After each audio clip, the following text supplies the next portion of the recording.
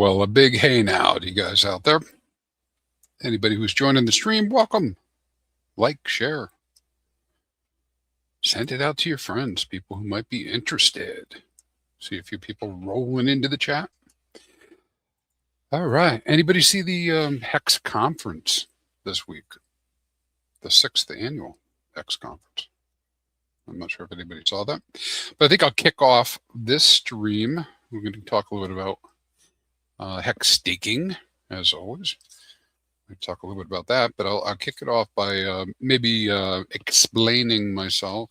If anybody had watched my my debut last night, you might have heard me say that I don't think that HEX staking will come back. Now, that probably raised some eyebrows. I wasn't really exact with my words. I should have been more careful about what I was saying. I think people who tune into my channel and spend your very valuable time with me and watch these streams, I think you understand where I'm coming from. But let me clarify. So it's not that I don't believe in HEX staking. I do. Otherwise, I wouldn't be streaming about it. I think it is a awesome way to basically print HEX, and at a USD value, that's a pretty good way to get more HEX. It's good, right?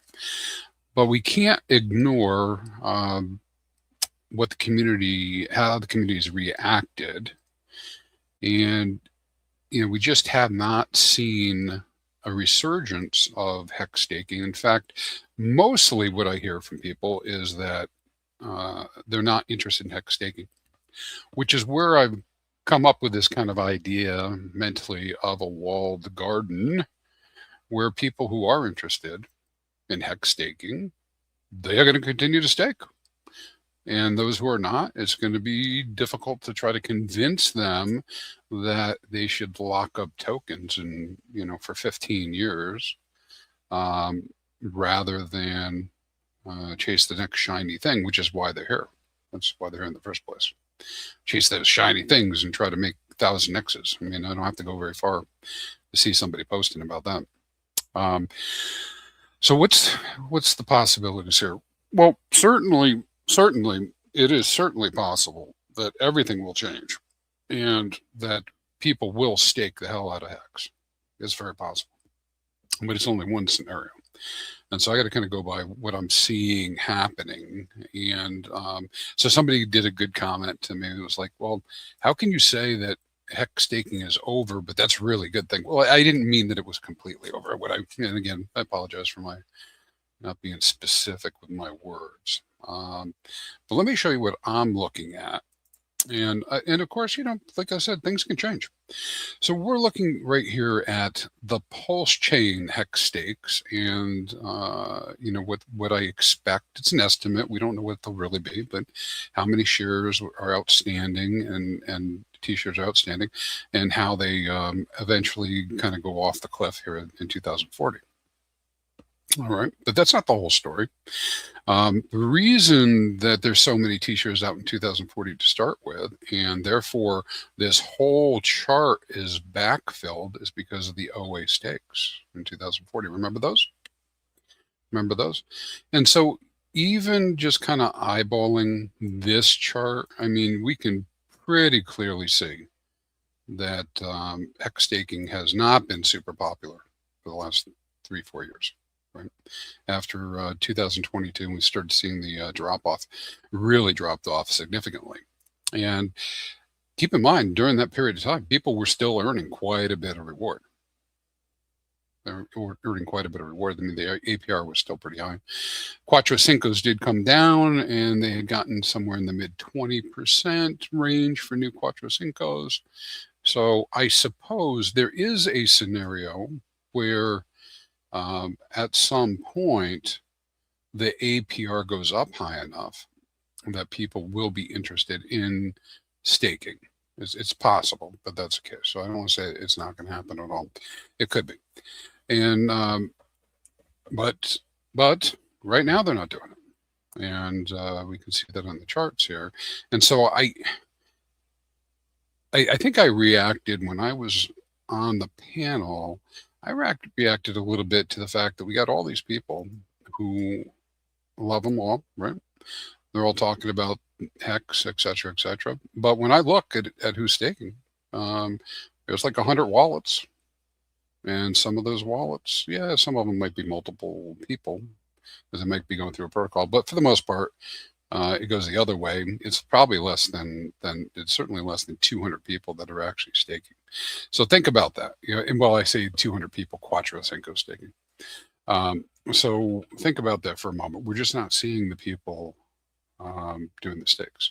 So I have up here in the chart here, you can see in green at the bottom the expiring T-shares, right? Expiring. So let me show you a little bit more definition, because this kind of you can kind of see it trending down. So, but first thing I'm going to do is I'm going to go down to one more level down. All right, and we can see, you know, these little tiny candles, but we're going to go all the way out to this big candle, this big one right here. And I'm just going to take April out just for this purpose. Boom. And so now when I take April out, you have kind of a little bit of a different definition. But I mean, this does not look to me like there's substantial amount of staking taking place, right? Quattro. In fact, it's kind of fallen off. I bet you if we go to, let's do 2036 and onward. So we put a filter on this guy. And we're going to say expected end date. Right here. Well, that's going to give me that one. I don't want to do that one. Let's see. I just don't remember which one. There we go. This is the one that I want to do. Let's do expected end date is greater than or equal to 1/1/2036. See if I can make that work for me. It only wants the number, huh? So it wants me to, I can't do this one here. So let me grab that. That might just be year. I don't see in it. Hold on. Yeah, year. Sorry about that, guys. You think I'd figure this out? I guess I don't have the exact date on that one. Let's try this one. So, I could have prepped for this. On or after. Let's see if that does it. Okay. So now what we're looking at on this particular chart here at the bottom is 2036 and through 2040 and going into 2041. Again, I'm going to say to you, it does not look to me as if we're seeing a substantial resurgence. And so those folks that we have that are already in the system, they're not restaking, right? Everybody's holding liquid. Well, I think they're holding liquid. Maybe they're doing something else with it, but we see a little bit of an increase in the circulating supply, and that is probably in preparation for everybody wants to see a pump, and then it'll come down, right, in price if a pump does happen. But again, it's kind of bottomed out in the number of T-shares per month. I mean, we've been talking about this week after week, somewhere between 1,500 and 2,000 T-shares per month. We did have, back in February, a bump up, that was right before the OA. So, and a little bit before that, and we do talk about it. So it could vary quite a bit. But frankly, what I'm getting at here is we're just not seeing heavy staking, right, taking place, Quattro. And so yeah, that's kind of where I'm at. Let's see if you guys got something in the chat to talk about. See if anybody made any comments. I see you, Hexagon Lost in Asia. Good to see you. All right, so this is just what it is, right? So tomorrow, everybody, a whole bunch of users could decide they're going to start staking Quattro. And it kind of actually rolls into a way to bridge that gap potentially. The last time I did the HEX T-Share report, we were talking about native staking.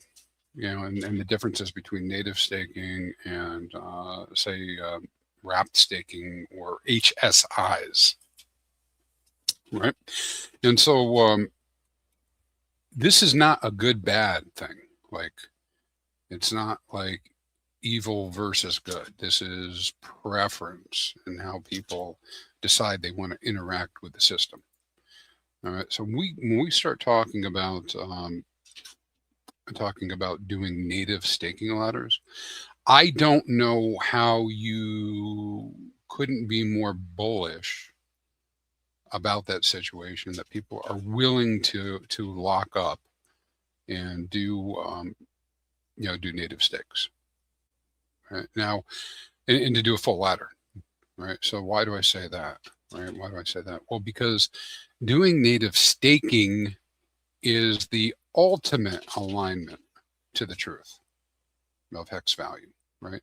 So if you believe in the product market fit of hex in terms of a CD and delaying gratification, it is the ultimate alignment to truth.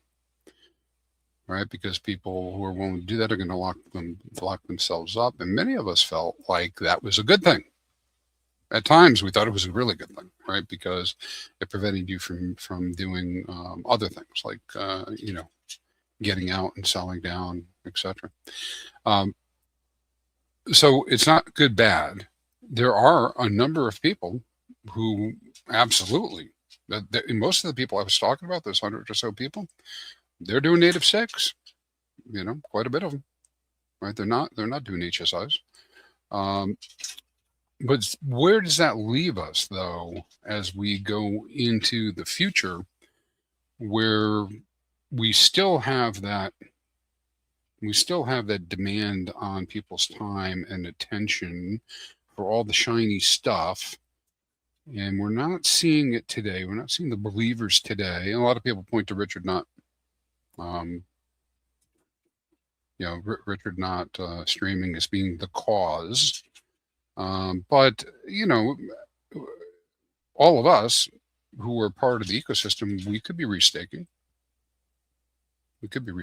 Right? And again, kind of goes back to that idea of the walled garden of how we have people who now, they were outside the garden. They were believers, right? The garden's built, and you can become a true believer by coming in and doing your stakes and staking out really long. And in that way, yeah, I do. I made the comment, it's good for me if people don't stake, because I am staking. And so I'm staking. And so I have T-shares out there. I'm not, I guess I have to check. I don't think I'm a Poseidon or anything like that out there, but I am staking out Quattro Cinco. And so I am out here in that area where we're talking about the OA. Let's do 26, where the OA is. So I'm past the OA goalpost. You put a big old goalpost. I just made it green. I just made it green. Let's see. Make me turn off all my other stuff here that I might have. Click. Turn off this filter. And bring this guy back up to the high level. And so you can see the huge old goalpost out here, this green goalpost, right? And so when you get past this point, now we don't know what the OA is going to do in approximately 2.5 months, right? The OA may restake anything that comes out and go Quattro Cinco. I do not know, but that's one possibility. I think it's likely that it's not going to happen, because they, African priest, is able to keep their options open for the future if they have the stakes ready to claim and to do something with them later. But it could go either way, right? So if one of you guys has the game plan, let me know, because I don't know what the game plan is. I don't know what the plan is. But you can clearly see on the chart, right? Big old goalpost here. I showed you how there's not that much around it. And so essentially, up until you have to delay your gratification up until 2040, April of 2040, if you want to get outsized gains after 2040. And there's no guarantee that you will, because the OA could come in and do a whole bunch. What there is, a whole bunch of staking, put more T-shares out there. But what you can do is a high risk reward of staking out in that period before the OA does the next big stake, because you're getting a better share rate. And so if the OA does come in after, then you'll have that. But again, this is 15 years, so it's a long time away. And so again, I say to you, when we're talking to people about it, yes, in our onboarding, I like the idea of doing a native staking ladder and having these conversations with people of a product market fit. But again, it's not taken at the moment. And I know we've said, and somebody said it last night too, said, well, when the prices are really high, they're going to do it. And I'm like, well, maybe. I mean, we did see a resurgence and a top in staking at higher prices as people get enthusiastic. But I don't know for sure if that'll, I don't know for sure if that'll actually happen. And but we'll have to watch it and see. Now, so there's that. There is that. And so when we go look, just to kind of hold on one second for me.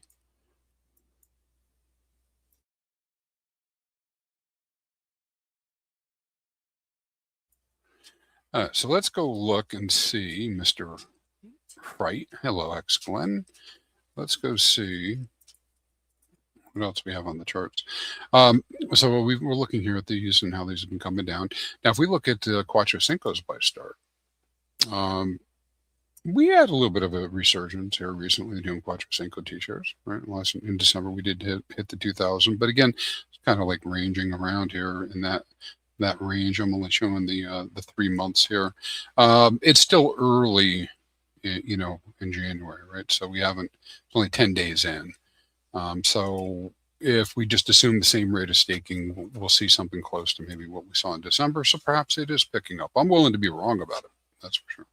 But it's not picking up like it was in you know, the olden days, back when we were cutting our teeth.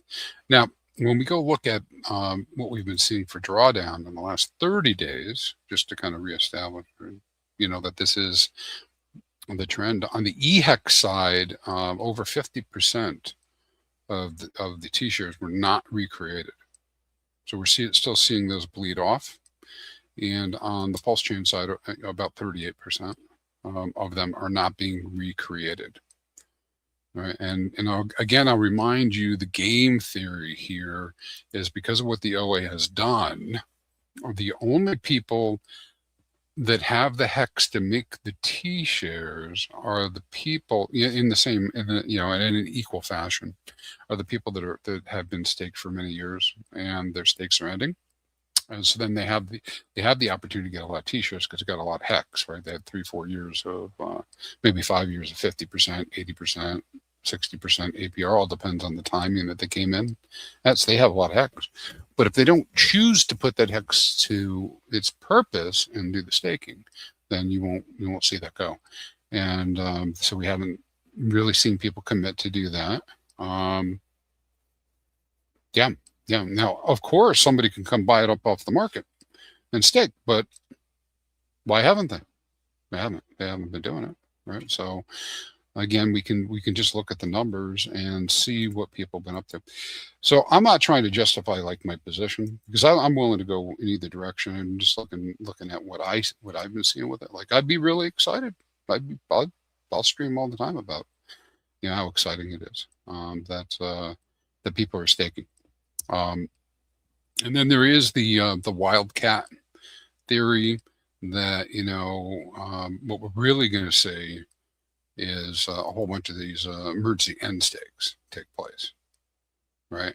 And because we're going to see the emergency end stakes take place, then that payout's going to go up a lot faster than we might be thinking it would otherwise, right? And so that's also, I would presume, a possibility that we'll see that, right? So if we go look at, let's look at average stake links that are open. Very flat, the 9 years or so, right?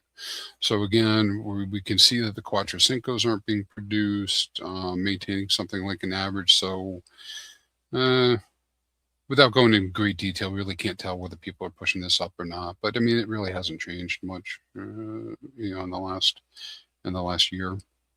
So just hovering right around that 9-year mark, 9.1, 9.2 years. And so if people were staking into the Quattro Cinco heavily, you'd begin, and it's not even, this is just average stake length, right? So it's not even like they got to do a lot of HEX. It's just doing an average overall. And then when we look at the average staking length for those that are opened, created, but they could be closed now too. This is just measuring what's been going on.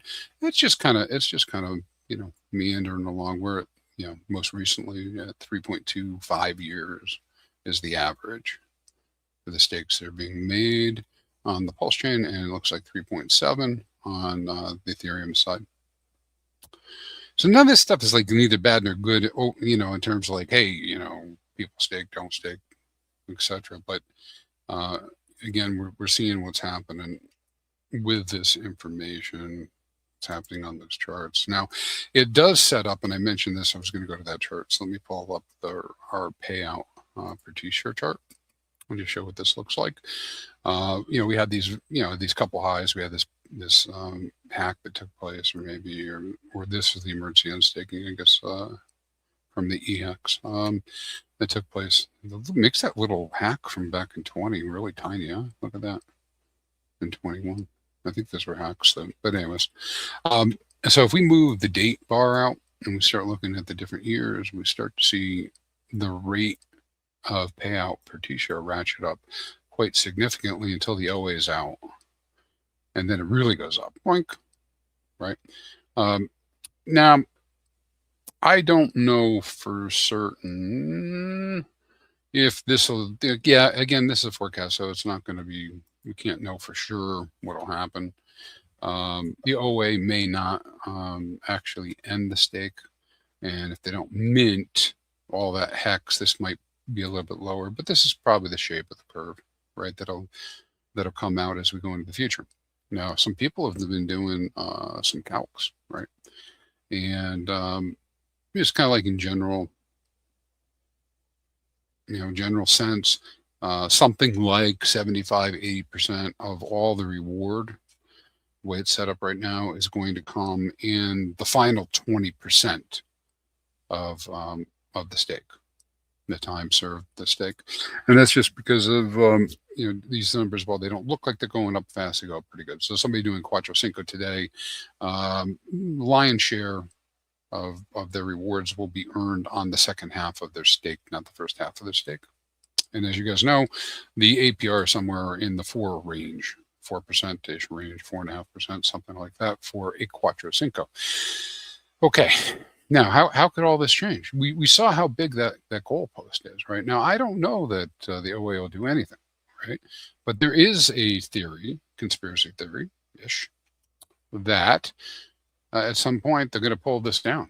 They're going to pull this wall down, right? And I'm looking at it in the opposite terms because this is the this is the payout going up, right?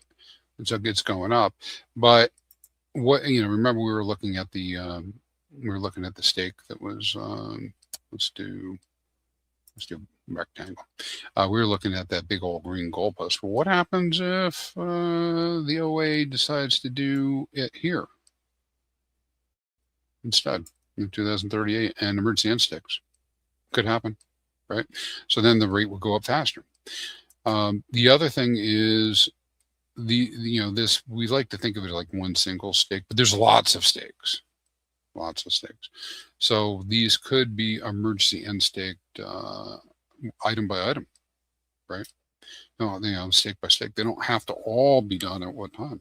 There could be some now, some later, and basically use that to adjust the APR rate, right? And so if people aren't excited about getting, we're less than half a penny, right? But or something like that, we're around half a penny. If people aren't super excited about getting 4%, 4.5% on a half a penny, maybe they're excited about getting 4.5% on a penny or 10 cents. Maybe they're excited about that, or maybe they're not. And so the OA can then do its own quantitative changing of the payouts, right? It can decide to print more hex out into out into the community in order for people to get excited about staking and do more stake.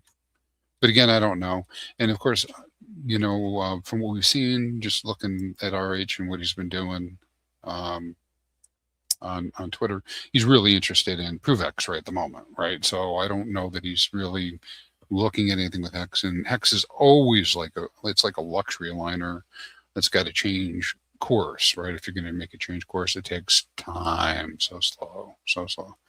And so it could be, we could be a year out before anything would change, 2 years out, maybe it's next cycle. We just don't know. So this goes all the way back to the tenets of Hex and why would you lock up, and what is the belief system behind that. Trading gets you wrecked, time in the market, rather than timing the market, delayed gratification, etc. Right, all these different things. But again, now you also have a whole collection of people who may feel like they got burned, right, and didn't have the opportunity to take profits, right? Because they're not looking at the whole game. They're looking at what happened the last 3 years, last 3 or 4 years. And so they may not be like super interested in staking. So again, I'll ask you, did you stake? I mean, probably people watch this, they might be staking. You guys might be staking because you're watching this kind of stuff. So I presume you're not. But again, we're not seeing an influx that I would expect to see if people were like really excited and they're coming in to do the staking. Now, all that is neither bad nor good. I think it's just different. It's just different. It's just a different setup, for how the ecosystem will operate. And again, it brings me back to walled garden. And what does this mean? So, well, people who are going to participate in the hex staking, well, they're going to be the only ones that participate, right? Makes sense, pretty by definition. And so if they're making, they're the only ones making the stakes, and they're the only ones that are earning, then they're going to earn, right? And then the rest of the people are playing with liquid. And there are multiple ways that blockchains and protocols operate, right? Well, I shouldn't say multiple ways they operate, but there's different segments, right? You got your holders, buy and hold. You got your traders. You got your swings, right? People swing trade, going out longer. Some people looking for quick flips. So there's lots of different trading things that could happen. And we could say, well, we don't want people to trade. And technically, I guess, in a perfect world, sure. If you believe that trading wrecks people, that's true. But it's also true that the way that value gets transferred back and forth is people get super excited. They pump up a chart.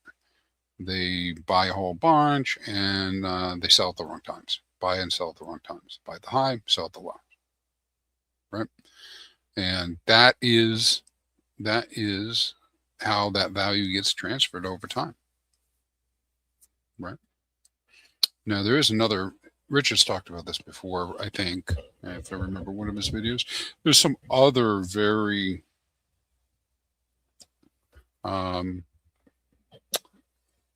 very strong theories that are like theories and like philosophy that, hey, you know what, guys, if we all put our value in, you would automatically collect more value. And together it's a greater whole, not hole in the ground, but larger, more marbles in the jar kind of thing. And how much you really need to take. And so if people were trained well to, not empty the jar every time they wanted to go take a marble out, then, it is possible. People could pull together, attract more value into the system. And therefore everyone's better off with it. Right. Because maybe, if you've ever listened to me talk about savings and retirement and that type of stuff, everybody's got to have 5 million, right? That's what they say in the US anyways, right? That's what they say. Well, 5 million is a lot. It's a lot. I don't care where you are, right? That's a lot. And so, well, Well, that's because you're trying to cover all the bases all the time and make sure you're covered for everything. But maybe 2 people can get away with 8, instead of 10. And maybe 3 people can get away with 10, instead of 15. Maybe it's enough, right? But anyways, I think it's in some economic theory that I am not qualified to talk about any further than just understanding the idea that bringing a whole bunch of value together might be good, to attract more value. And then people, actively following ethos would benefit from that. Okay. So you guys throw in the chat. You tell me if there's something specific you want me to go after. I'm going to go grab that T-share cost right now real quick for our friend Eddie over here. I don't have it up on this screen, so I did pull up a different screen. And currently on the HEX side, $44 a T-share. And that means you get 3 T-shares go at Quattro Cinco for $44. On the Pulse chain, it is $136. And again, you get 3 T-shares for that. So relatively cheap. Remember, T-share, using this measure, did top out at 10K. There was a time where if you wanted to get a new one, that's what it cost, 10K. Now, since then, we've more than doubled the T-share rate. So at the same price, it would not be 10, it'd be something like 20. So we'll get back up to all-time highs. It'll be somewhere around the $20,000 level to get a T-share. So again, this argument just kind of gets circular, I guess. I make it circular. Again, if you believe in the staking, then why wouldn't you get it cheaper? Or if the risk reward is so crazy because of the difference in prices. It's like it's kind of like if I'll talk about myself. If I thought that I would suddenly be willing to go get 100 T-shares when everything's really good, like I really thought this out and like prices are going up, I'm willing to do it. I'm gonna get 100. Why wouldn't I just say, okay, if I think that's even possible that that's going to happen, why wouldn't I just get them now? Right? Why wait until they're $20,000 when I can go get them for 144? Right? So that's kind of. So I'll stop talking about that stuff. I already burned 33 minutes of this stream. We'll go over a couple things. Then I want to talk about HSIs for a few minutes, which is another touchy subject. If we go look at our 30-day look ahead, it is rolling along. I do think we never did get to that 45 yet. Not even on this chart because those stakes were stakes that did not end. That would have brought it up. But of course, the chart did fill in, and we're just seeing the T-share rate climb. We go out 60 days, we start getting real close to 45K on Ethereum, and somewhere around 44,600 perhaps on Pulse chain. We get into March before the OA ends its stake.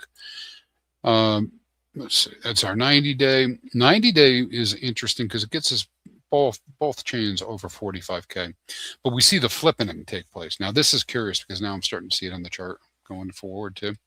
You get a little flipping on the share rate where the demographics, the profile of staking is different on both chains now. People, and originally, everything was the same, exactly, right? That was all the same because that was a fork. And then now we begin to diverge, and now that divergence is beginning to show up in the chart in terms of when stakes will end that could change the T-share rate. Some of that's because emergency end stakes were done on the Ethereum side. Some of it's because new stakes were made there and not made on Pulse chain. In some cases, it's people made more stakes on Pulse chain. They didn't do the same thing on Ethereum, where up until we first got into it, people were kind of mimicking. I think they're kind of mimicking both chains. So we see a flipping that could happen, maybe end of March, maybe. Again, people have to end their stakes, but it's interesting for me to see that. We got to 120 days. We see it again flipping, but then it flips again, flips back the other way in April. after the OA ends its stake.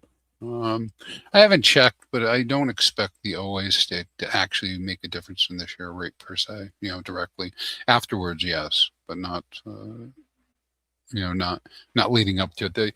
Just because somebody has a really big stake doesn't mean that it changes the share rate. We know that, and we can look at that data as well. We go out to 2027, just clipping along. These are estimates. I don't know. End of 25. There we are, right here, 43.7 ish. Where did we end up? Yeah, right around that 43.7. End of 26, perhaps we'll be up here close to 50K. Close to 50K. So another 5,000 hex per T-share. This kind of how it looks going year over year as we go into the future.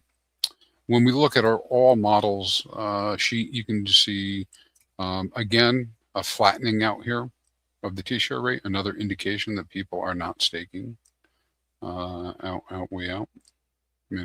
This actually only goes to 36 on this chart right here, so it probably goes up a little bit after, but it's definitely a flattening as far as what the T-share rate is.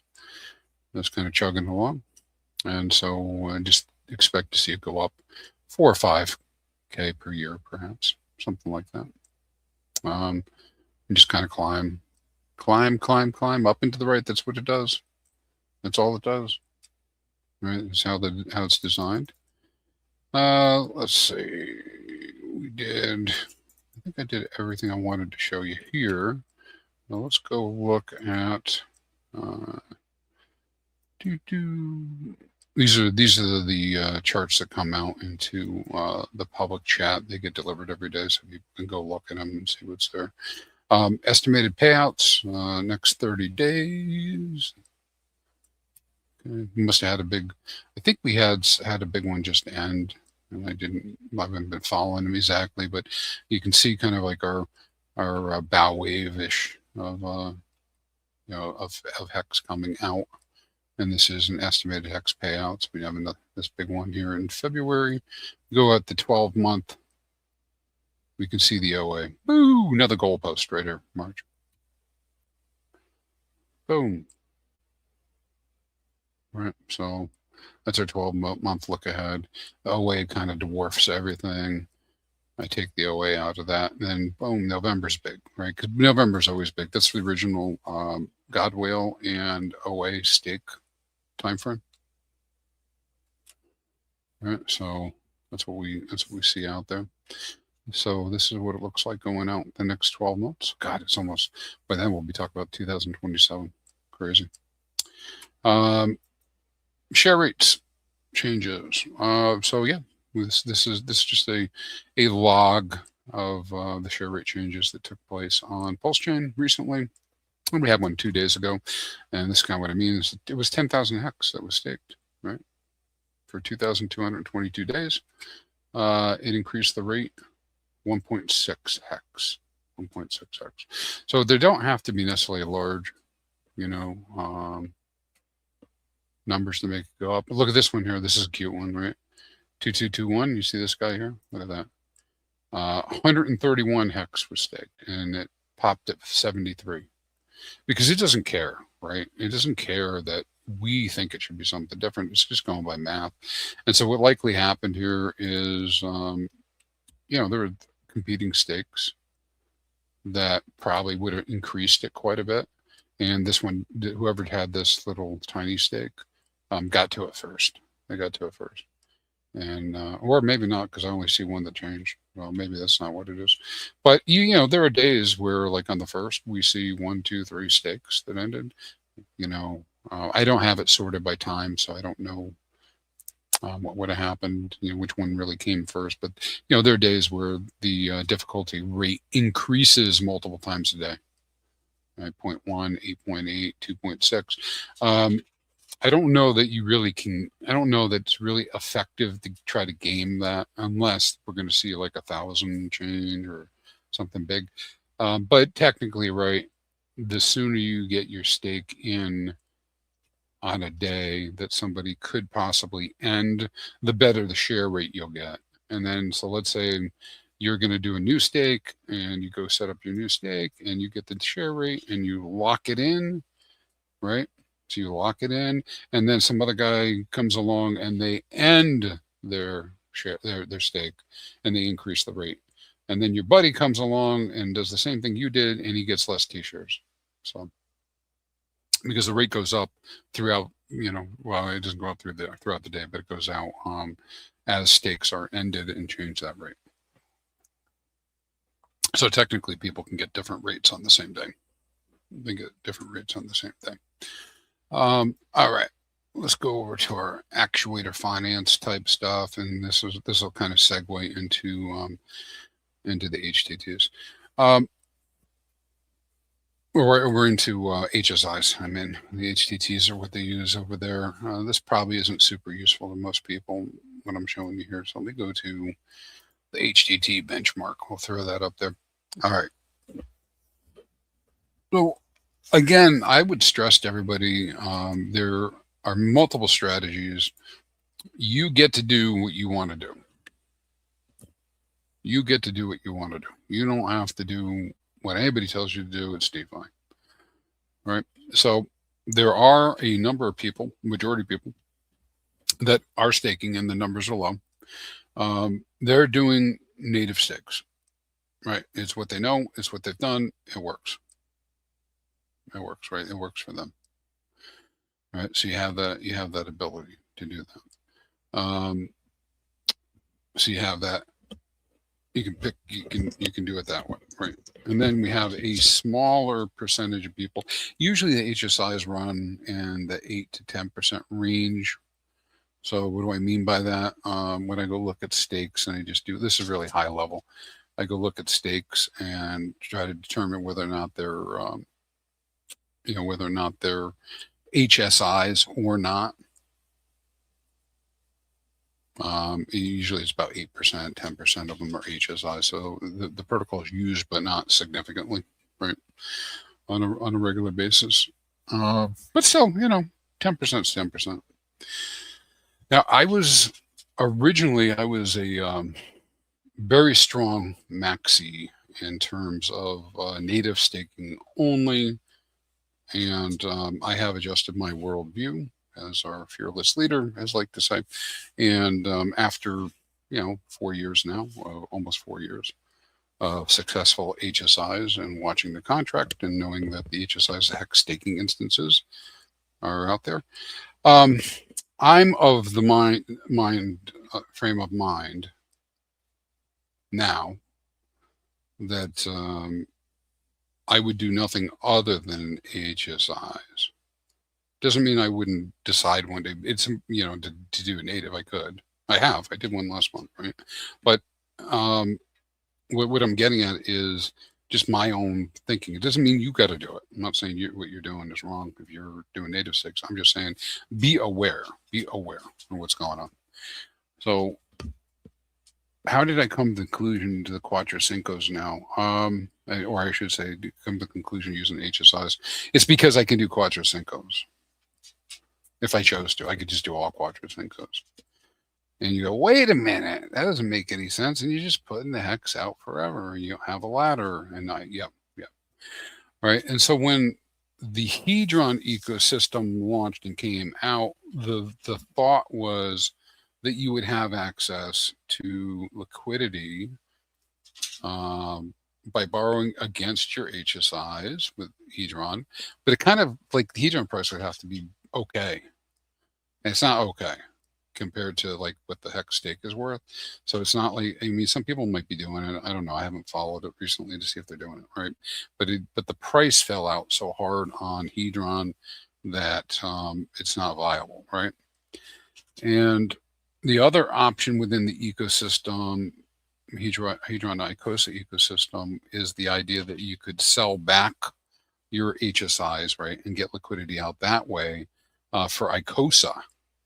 And that worked okay for a while too until it didn't, right? And the ICOSA price has been off. And maybe somebody can update me in the chat if you have a better view of it. So anyways, the way I always previously had talked about HSIs myself, my own opinion formed myself, was I would only go into an HSI if I was willing to wait until the end of term, right? Because I didn't know whether or not there would be a market. I didn't know, and there was a fleeting market, came and went, and we haven't really seen a market, right? At least not a market that most people have endorsed, right? I don't mean physically a market or digitally market. I mean just not demand to buy HSIs, right? So we haven't seen that. And with the prices falling off on the ICOSA, and those mechanisms didn't work as well. And then, and it's very similar to my thoughts on Maxi and Deci. Love them in terms of their opportunities to get exposure to more HEX. But again, I because I'm not trading, I'm not going into Maxi and Deci with the idea I'm flipping them. I'm going in with the idea that I'm willing to wait until their redemption dates, right? And so now that has changed for me, and that's when I started looking at this actuator about a year ago now, after the OA stake, because they have a robust system. But even before I even talk about actuator,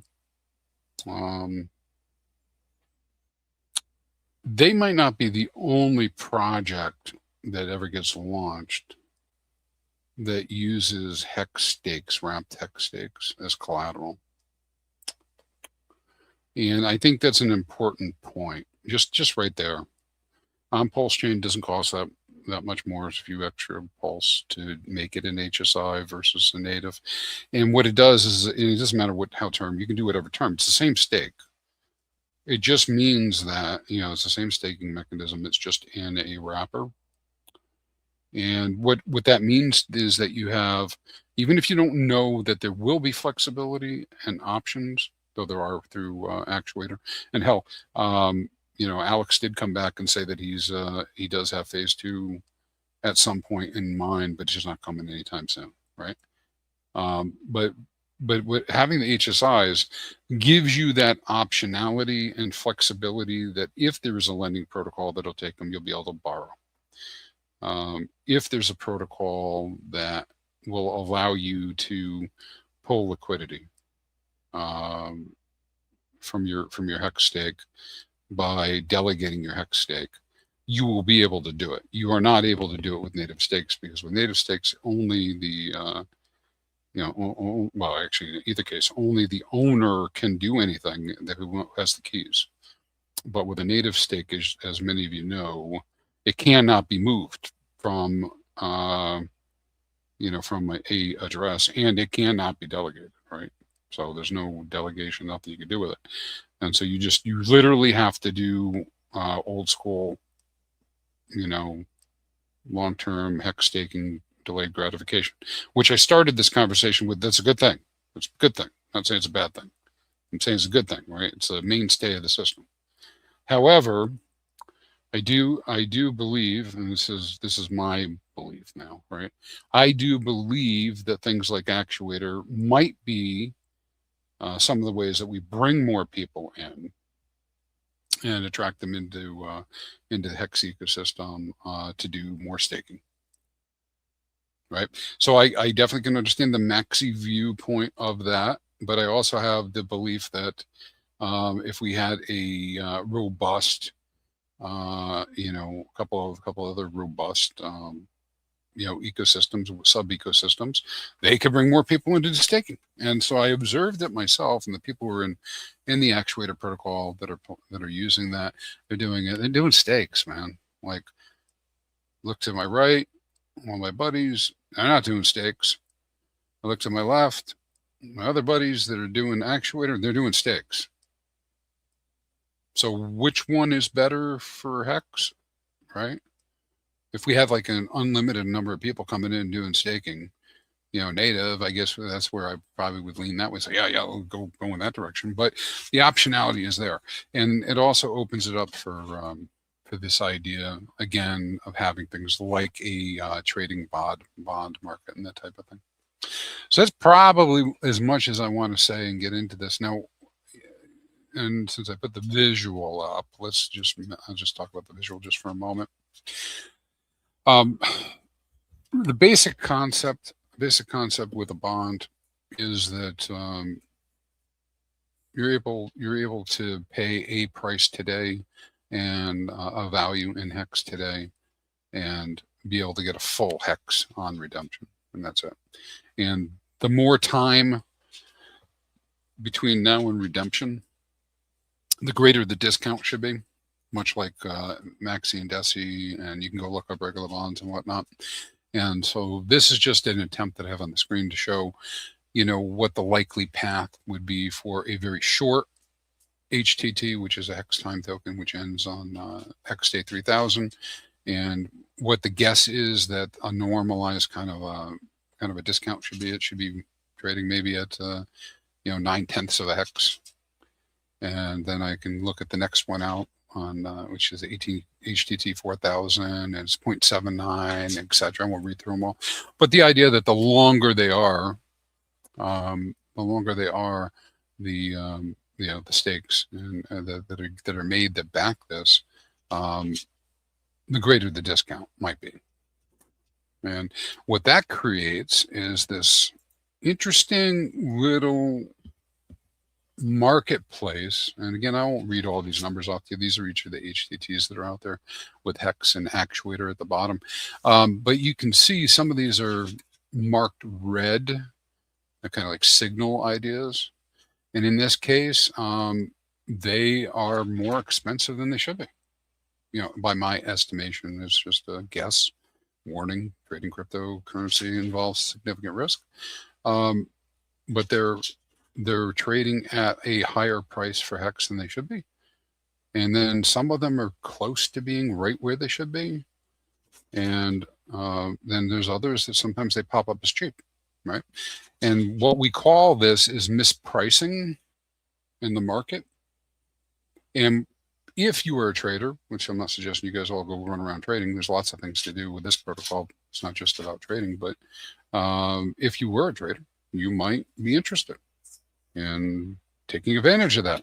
And maybe not where the current price is, but maybe at 100x, you're really interested in that, because instead of a few dollars, you're able to make moves that are worth hundreds or thousands of dollars, right? So there's these opportunities that come up here. So you're able to start visualizing whether or not things are expensive, whether they're cheap, and be able to figure that out. Now, some really practical things that have to do with, just hex, people like hex, love hex, right? Is, hey, when it's really cheap, like these 3000s, they're not like super cheap, but they're 7% lower than they should be, right? Well, if I go just swap and hold those, I get instant ROI, because I know that when it ends in a year and a half or 2 years, or whatever, that when it comes to redemption date, I'm getting 1-to-1 for hex. So what I'm able to do is lock in what we call a fixed rate to that point. So I'll probably just leave it there for now, and not go too much deeper into it. But just the idea that there's these types of systems that are out there, and they could complement, and I think this one does complement hex. And hey, you know what? If we're able to attract some big deeper pockets who are interested in issuing their own hex bonds on the market and doing different things with that, because they have their ideas about what they're going to do, and they're going to fund their treasuries and et cetera, then hell yeah, right? More use, more adoption, right? So that's kind of where I'm coming from. And so I do like that. And there, we had a real interesting one happen.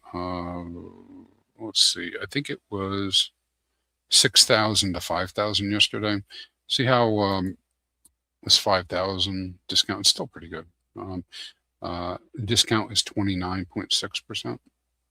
Just give you illustrate an idea. But the discount on the 6,000 is 28.5%. The discount should be higher the longer it is. It's flipped. So assuming the liquidity is there, and it's got reasonable liquidity, and it's $70,000 on the 6,000s, and $77,000 on the 5,000s. You essentially, this is to give you an idea why some people get super excited. You could, if this was the thing for you and you were interested, you could stake HEX, mint HTT 6000s, and then swap them for HTT 5000s, and you get your HEX 1,000 days early. Okay, because the redemption date on the 5000s is 3 years earlier.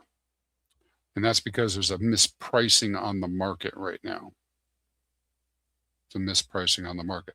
So you essentially can time travel your HEX and move it up into when you'll get it, and you'll get it sooner, right? That was just one example.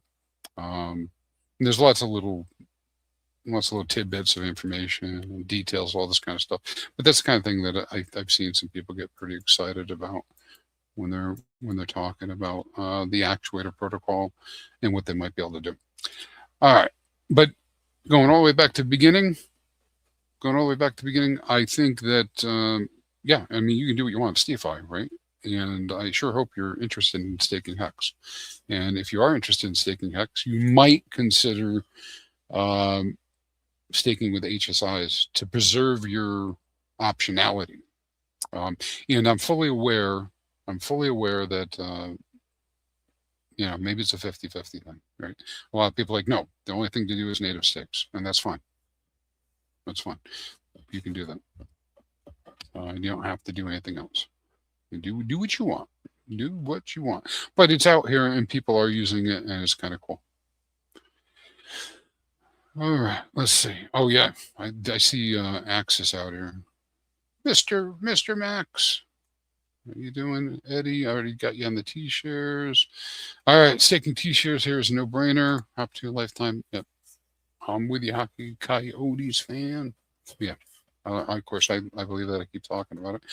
I didn't do, 150 streams this year for no reason. Another couple hundred before that. Access Alive here is T-shares go up forever. I like divergence.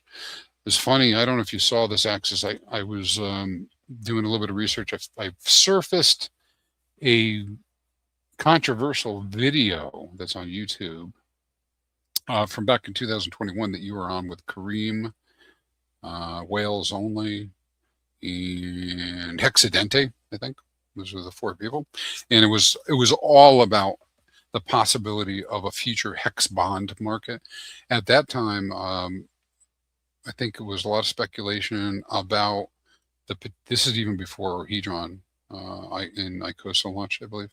There was a lot of speculation that somebody was trying to build wrap stakes, and the community got really nuts about that.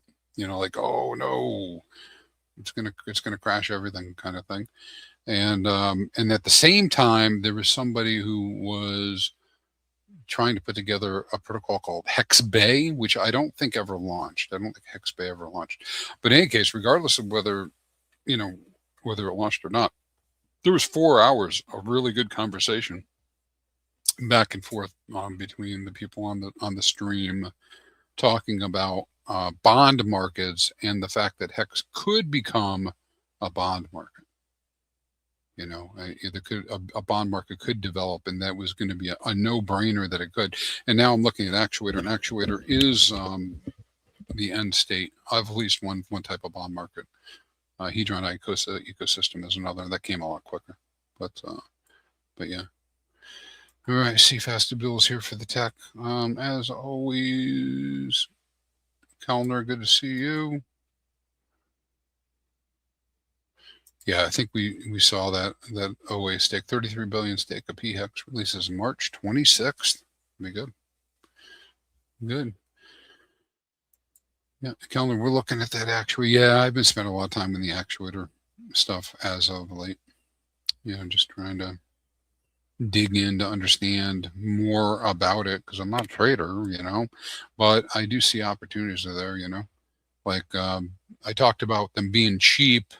Somebody buys a cheap HTT, and then it's a no-brainer to hold it, right? Because you're going to get more HEX at the end. And there's an argument, detractors say, wow, you're taking away demand from HEX. Well, the price isn't going up, guys. So I mean, I don't know if you're taking too much demand away, but on a personal level, you know, like a user level, you can get more hex, right, by doing it cheap. And then on the other end, because again, these are things that are traded on the market, so they have mispricings. We've also seen the opposite occur when they're really expensive, and you can mint them and then swap them for hex and get more hex back, and you get to keep the stake. You still have the stake. It's still your stake. Don't get rid of the stake.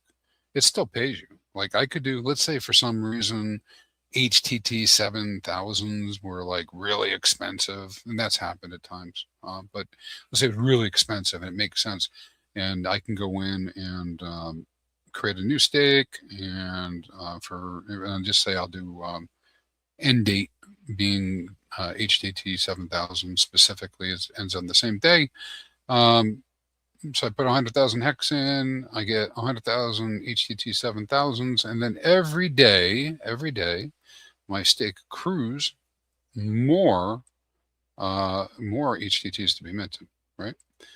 So it's mine. I get the hedron, I can come back, I can unwind the whole thing and go back, right? You know, and I could reverse the whole process if I want to get all the way back to the HSIs. And that's what I mean by flexibility and optionality. I didn't coin that. C3 Works told me that, and I picked up those words from him. So in the case of something like a 7000 like that, that's super expensive, let's say this has happened, by the way, guys. Let's say that for whatever reason, there's no discount, right? And an HTT 7000 is equal to 1 hex. So I would do 100,000 hex stake, and I could swap it for 100,000 hex. So I do 100,000 hex stake. I mint 100,000 HTT 7000s. I turn around, swap them for 100,000 more hex. It's called recursive staking. So you could turn around, stake your 100,000 hex, mint the HTT 7000 while the price lasts, swap it again for 100,000 hex. You know, and now you've got three different stakes that are all earning on a daily basis, that at any time you can come back and you can reverse it, or you could just continue to pull the HTT 7000s that become available. So it's kind of novel, interesting, you know, that you can do that. So there's just lots of stuff that could happen with that now. So it's another thing. But anyways, I think what makes this possible, the actuator protocol possible, is those HSIs. So as much as I like native staking and have done that predominantly, I also have a place in my heart for HSIs to preserve my optionality and flexibility. And if nothing else, the last 4 years have taught me that lesson. It sure did. It taught me that lesson. With that, my friends, I think we were all green back then and raw. With that, my friends, I think we're going to wrap this up. We just hit an hour on the stream. Thanks for joining me. If you're interested more about the actuator finance, go do the research. They have the whole website dedicated to it, actuator.finance. All the documents, immutable audits. You are just hearing about HEX, hex.com. Head over to hex.com, you know, and you can go learn about that. And as always, you can find me at hexfire.io. You guys stay crispy, and we'll see you at the next one. Yo, T, urgent hex buy signal. Charts flaming hot. Golden ratio, huh? That's how legends stack T-shares. Get them while they're crispy, folks. This window won't stay open long. Stake smart. Win big. Time rewards those who act. Stay crispy, Hexicans. You gotta move it, move it! Feel the rhythm of the blockchain.